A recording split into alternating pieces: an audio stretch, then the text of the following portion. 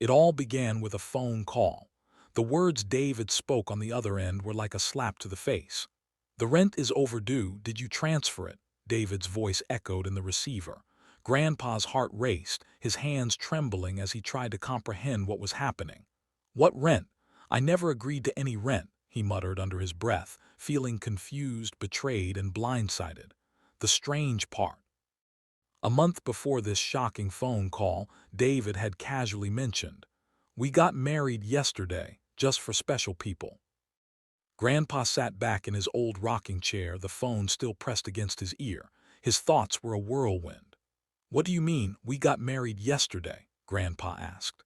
"Didn't I tell you already?" David replied, the words hanging in the air like a heavy fog. But Grandpa couldn't let this go. Something wasn't right, something he had missed in all the rush. He had never been informed of any wedding. How could his daughter, Emily, marry without telling him? Had David done something to force her into this situation? The call ended abruptly, leaving Grandpa with more questions than answers. His mind raced back to the beginning, the day David first entered their lives. Emily had always been careful with her relationships, but this man, David, seemed like the perfect match. Why would they keep a secret like this from him? And why, a month later, was there talk of overdue rent? Grandpa felt a sense of betrayal unlike anything he had ever experienced before. Was this really the life Emily had chosen? And why didn't she confide in him? Determined to understand what had happened, Grandpa decided he would confront Emily. He needed answers, not just for his peace of mind, but for the sake of his daughter. What kind of life had she gotten herself into? And why was David now calling him about overdue rent? The next morning, Grandpa set off to find Emily. His thoughts were heavy, and his stomach churned with the weight of what he had just learned. As he arrived at her apartment, he wondered if she knew the truth about her marriage, or if David was hiding something from her too. The apartment door creaked open and Emily stood there, her face soft with concern. "Dad, what's wrong?" she asked, sensing his unease. Grandpa didn't waste any time. "Emily, we need to talk," he said firmly, stepping inside. He had to know the truth. He couldn't stand another minute of uncertainty. "David called me," Grandpa began, his voice tight. "He said the rent is overdue and that I should have transferred it already. What's going on, Emily? Why didn't you tell me you two got married?" Emily froze, her face pale.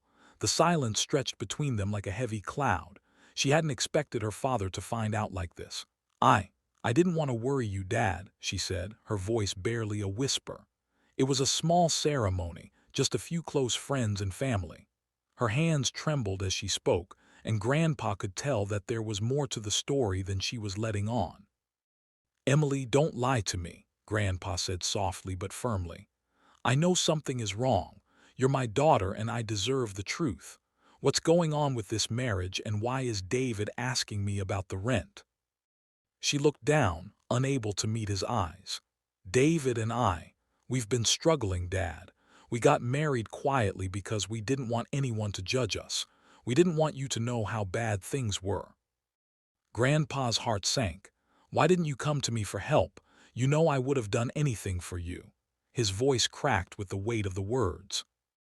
Emily's face twisted in pain and tears began to well up in her eyes. "I didn't want to burden you. I thought I could fix everything. I thought we could manage on our own."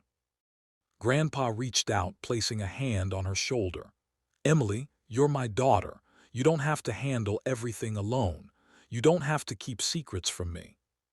But Emily shook her head, her tears falling freely now. "You don't understand, Dad. It's not just about the rent. We've been living a lie, pretending that everything's okay, but it's not. I don't know how to fix it." Grandpa took a deep breath, trying to calm himself. He needed to understand what was happening. "Tell me everything, Emily, from the beginning." Emily wiped her eyes, trying to gather herself. "David and we've been struggling for months, maybe longer. When we got married, it wasn't because we were ready, but because it felt like the right thing to do. But it was. We thought it would make things easier, that maybe the weight would be lifted if we just made it official." Grandpa felt his heart breaking for her. He could see how much pain she was carrying. "So, you two thought getting married would solve your problems?" he asked gently, his voice full of concern. Emily nodded. At first, it seemed like a good idea, but then everything started falling apart. The apartment, the rent. I didn't want you to know how bad it had gotten. We tried to keep up appearances, but it's not working. Grandpa's mind raced. He knew things weren't always perfect, but Emily had always seemed so strong. Why hadn't she turned to him for help before it got this far? Why had David been keeping things from him? "Why didn't you tell me about the rent? Why did David call me about it?" Grandpa asked, his voice low with hurt. Emily looked down, her voice barely audible. "David didn't want you to know. He thought that if we could just get through the month, everything would work out.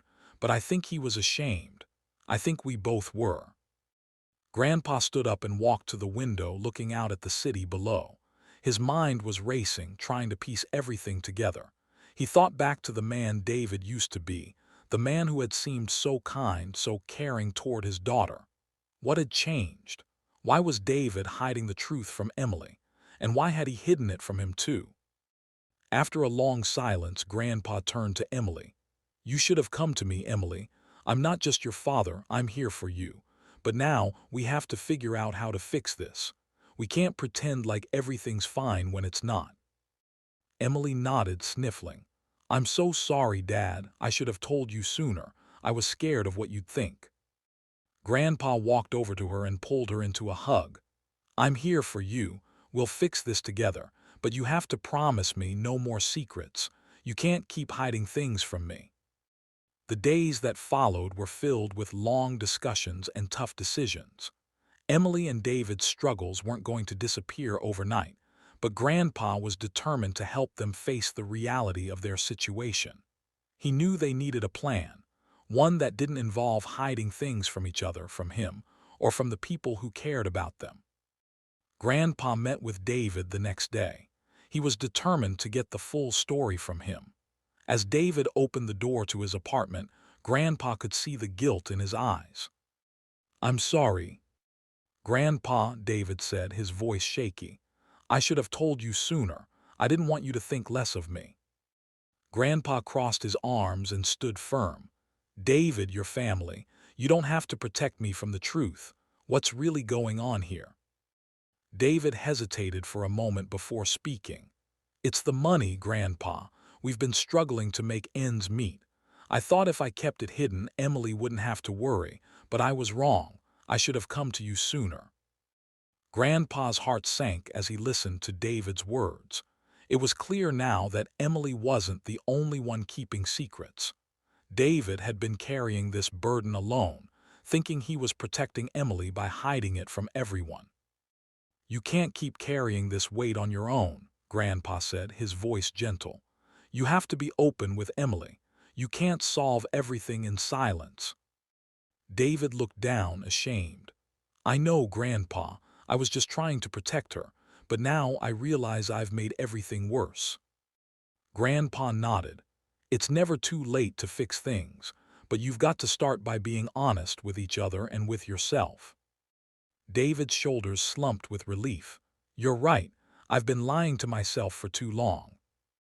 With Grandpa's help, Emily and David slowly began to rebuild their lives.